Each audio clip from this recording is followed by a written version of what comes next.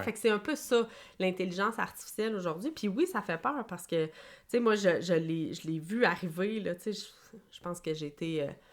ChatGPT, là, tu sais, il fallait attendre là, comme pour être membre, puis là, c'est pas tout Oui. le monde qui peut être membre, puis là, tu sais, en 2020, fait que ça fait vraiment longtemps que je l'utilise et que ça m'intéresse. Mais je l'utilise comme un assistant. Hmm. Et c'est là aussi que je pense que les entreprises qui ne l'utilisent pas pour leur marketing vont se faire avaler tout rond, là, parce que peut-être qu'il va rester de l'artisanal, ça se peut. Un peu comme Ikea existe, mais il y a aussi des ébénistes. Hmm. C'est la même chose. Ça se peut qu'il y ait des gens qui vont faire tout à la main, puis ça va devenir un USP en soi.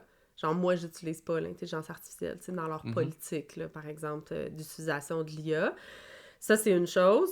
Mais la deuxième chose, je pense que ceux qui veulent vraiment aller plus loin, ils n'auront pas le choix là, d'aller dedans parce que tout le marché là, s'en va là, au complet.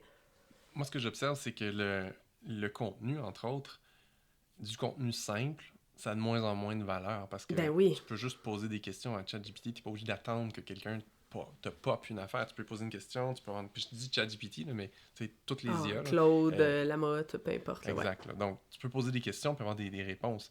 Ouais, Fait que c'est comme si l'information avait de moins en moins de oui, valeur. tout à fait.